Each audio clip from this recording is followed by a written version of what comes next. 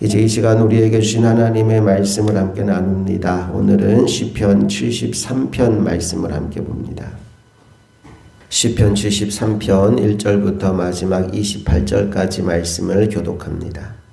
하나님이 참으로 이스라엘 중 마음이 정결한 자에게 선을 행하시나 나는 거의 넘어질 뻔하였고 나의 걸음이 비틀어질 뻔하였으니 이는 내가 악인의 형통함을 보고 오만한 자를 질투하였음이로다.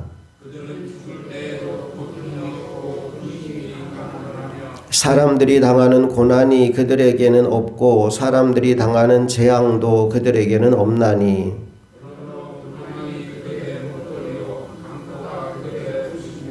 살찜으로 그들의 눈이 솟아나며 그들의 소득은 마음의 소원보다 많으며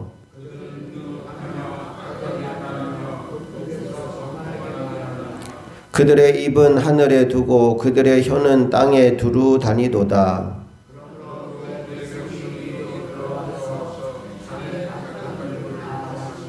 말하기를 하나님이 어찌알랴 지존자에게 지식이 있으랴 하는도다.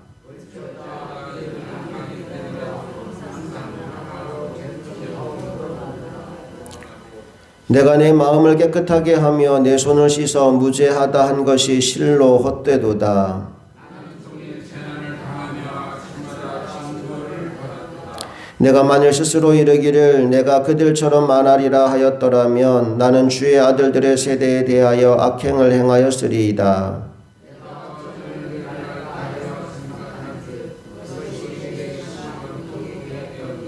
하나님의 성소에 들어갈 때에야 그들의 종말을 내가 깨달았나이다.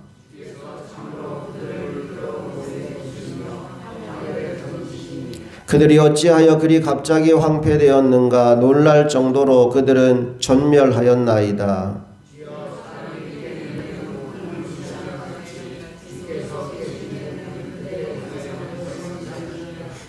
내 마음이 산란하며 내 양심이 찔렸나이다. 내가 항상 주와 함께하니 주께서 내 오른손을 붙드셨나이다.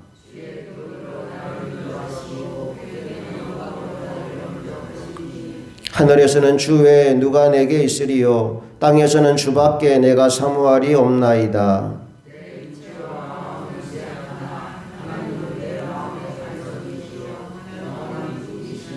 무릇 주를 멀리하는 자는 망하리니 음녀같이 주를 떠난 자를 주께서 다 멸하셨나이다. 하나님께 가까이함이 내게 복이라. 내가 주 여호와를 나의 피난처로 삼아 주의 모든 행적을 전파하리이다. 아멘. 시편 73편은 제3권의 첫 번째 시인데요. 아삽의 시라고 되어 있습니다. 아삽이라는 사람은 다윗과 동시대에 살았던 사람으로 성전, 성가대 지휘자 혹은 성가대장 정도 되는 그런 인물입니다. 특별히 시편 73편은 세 부분으로 나누어져 있는데요. 첫 번째 부분은 내가 넘어질 뻔하였다, 실족할 뻔하였다, 내가 오해했다 이런 내용이 첫 번째 파트입니다. 두 번째 부분은 내가 그렇게 넘어질 뻔한 이유를 설명합니다. 이러이러한 이유 때문에 내가 넘어질 뻔했고 실족할 뻔했다라는 내용이 두 번째 파트입니다. 마지막 세 번째 파트는 이제야 내가 깨달았다.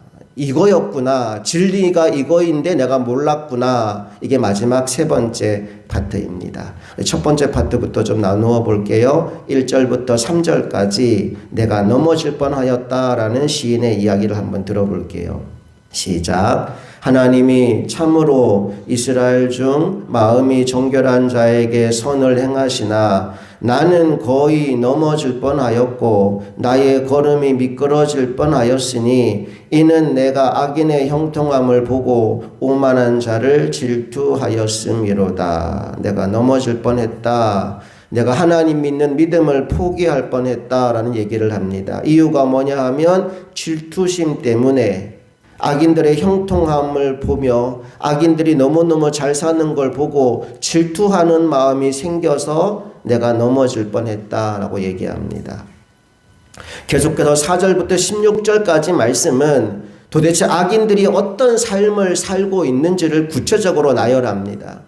내가 지금 넘어질 뻔하였다라고 얘기했는데 악인들이 형통하여서 질투심이 생겼다고 얘기했는데 그게 이러한 사례들 때문에 그렇다라고 얘기하면서 구체적인 이야기들을 나열하게 돼요. 그러니까 내가 넘어질 뻔한 이유를 자세하게 설명해가는 이야기가 4절부터 16절까지 이어집니다. 4절 먼저 읽어볼까요?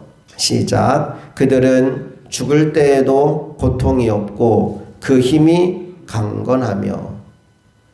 죽을 때라도 좀 빨리 죽든지 아파서 죽든지 사고 나서 죽든지 힘들어 죽으면 좋겠는데 죽을 때도 고통 없이 죽더라는 거예요. 5절. 사람들이 당하는 고난이 그들에게는 없고 사람들이 당하는 재앙도 그들에게는 없나니. 고난도 없고 재앙도 없대요. 7절로 가볼까요? 살찜으로 그들의 눈이 솟아나며 그들의 소득은 마음의 소원보다 많으며. 얼마나 잘 먹었는지 살이 피둥피둥 찌는 겁니다. 소득도 계속 늘어나고 있어요. 12절 시작. 볼지어다 이들은 악인이라도 항상 평안하며 재물은 더욱 불어나도다. 악인인데 항상 평안하고 재물은 날마다 불어나고 있었다라고 얘기합니다. 근데 나는 어떠냐? 나는 어떠냐? 14절 이렇게 말합니다. 시작. 나는 종일 재난을 당하며 아침마다 징벌을 받는도다. 화가 나는 거예요. 악인들은 하는 것마다 다 잘 돼요. 돈도 많이 벌고 건강하고 평안하고 출세하고 성공하고 잘 되는데 나는 뭐 조금만 잘못해도 하나님이 나를 벌 주시고 나를 책망하시고 징계하시고 혼내시고 도대체 이게 뭐냐는 거예요. 가만히 생각하고 있으니까 부하가 치밀어 올라요. 하나님 믿고 정직하게 성실하게 살아가는 나는 이렇게 어려운데 어떻게 저 사람들은 저렇게 살고도 저런 복을 받을 수 있나? 하나님 원망하는 마음이 생깁니다. 당연히 그 사람이 아니라 나에게 복을 주셔야 되는 거 아닌가라는 억하심정도 생겨납니다. 그래서 하나님 앞에 이런 호소를 해요. 13절 시작. 내가 내 마음을 깨끗하게 하며 내 손을 씻어 무죄하다 한 것이 실로 헛되도다. 이게 무슨 소용이 있느냐라는 겁니다. 내가 이렇게 믿음으로 살아보겠다고 아등바등 애쓰고 수고하고 노력하는 게 도대체 무슨 소용이 있는가? 내가 지금까지 애쓰고 수고한 게 다 헛되구나 라는 생각을 합니다. 그런데 또 그래 내가 한번 저 사람들처럼 악하게 살아봐야지 라고 생각하고 살려고 해도 그게 또 잘 안 되는 거예요. 내 마음이 괴로워지는 겁니다. 15절 16절 읽어볼게요. 시작. 내가 만일 스스로 이르기를 내가 그들처럼 말하리라 하였더라면 나는 주의 아들들의 세대에 대하여 악행을 행하였으리이다. 내가 어쩌면 이를 알까 하여 생각한 즉 그것이 내게 심한 고통이 되었더니. 괴로운 겁니다. 악인들처럼 살 수도 없고 그런데 그들은 부럽고 질투심이 생기고 그게 내 마음의 괴로움이에요. 어떻게 하면 도대체 이게 뭔지 알까? 어떻게 이걸 해결할까? 그걸 생각하면서 계속 고통 가운데 있는데 17절 말씀을 보니까 깨달았다라는 말씀이 나와요.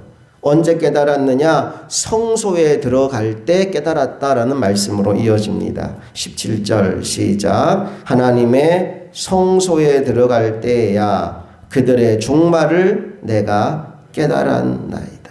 뭘 깨달았대요? 악인의 종말을 깨달았대요. 악인이 맞이할 운명이 무엇인지를 깨달았어요. 그 내용이 18절과 19절 말씀입니다. 18절 19절 읽어봅니다. 시작. 주께서 참으로 그들을 미끄러운 곳에 두시며 파멸에 던지시니 그들이 어찌하여 그리 갑자기 황폐되었는가 놀랄 정도로 그들은 전멸하였나이다. 나는 몰랐는데 하나님이 영의 눈을 열어서 보여주시는데 뭐가 보이느냐? 그들이 미끄러운 곳에 서 있는 거예요. 그리고 한순간에 미끄러져서 파멸하는 것이 그들의 운명이라는 사실을 하나님이 보여줬다는 거예요. 신약 성경에 이걸 깨달은 또 한 사람이 있습니다. 누구냐 하면 사도 바울이에요. 자, 로마서 1장으로 한번 가볼게요. 로마서 1장 24절 말씀을 한번 보십시오.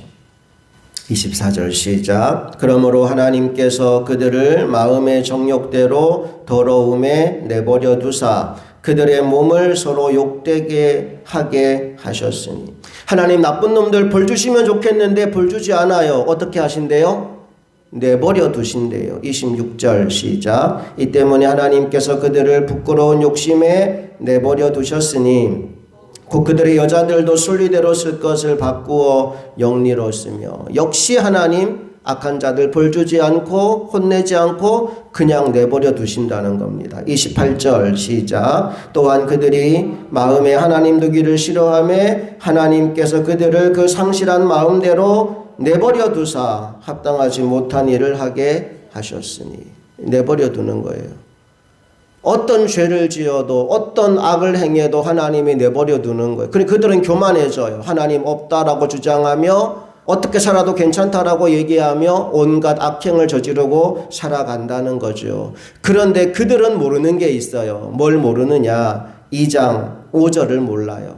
2장 5절 어떻게 말씀이 이어집니까? 읽어봅니다. 다만 내 고집과 회개하지 아니한 마음을 따라 진노의 날 곧 하나님의 의로우신 심판이 나타나는 그날에 임할 진노를 내게 쌓는도다. 그들은 지금 모르지만 그들에게 지금 일어나는 일이 있다는 거예요. 그게 뭐냐 하면 하나님의 심판대 앞에서 당할 진노를 그들이 지금 쌓고 있다는 겁니다. 우리는 잘못하면 하나님이 징계하십니다. 왜 그렇게 하실까요? 진노를 쌓지 않게 하시려고.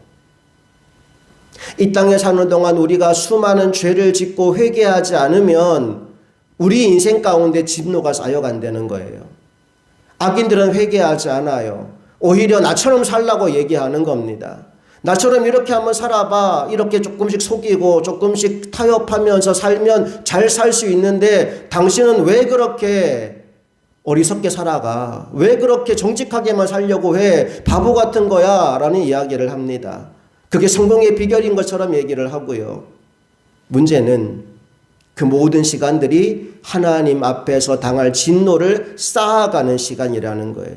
마치 댐에 물이 쌓여가듯이 댐에 어느 정도 수위가 올라갈 때까지는 댐의 문을 개방하지 않습니다.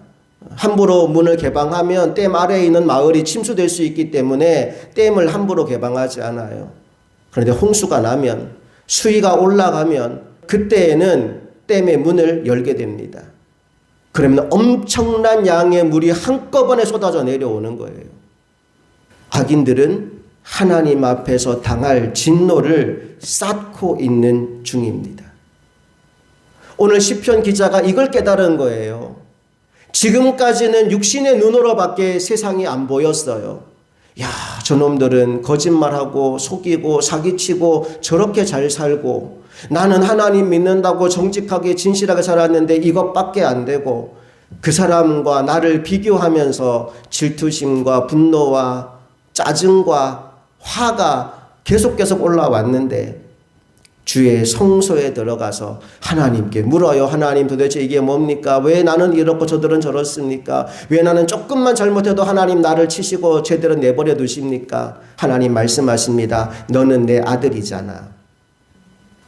사랑하는 아들은 매를 들어서라도 바르게 키우고 싶은 게 부모의 마음이야. 너는 내 아들이잖아.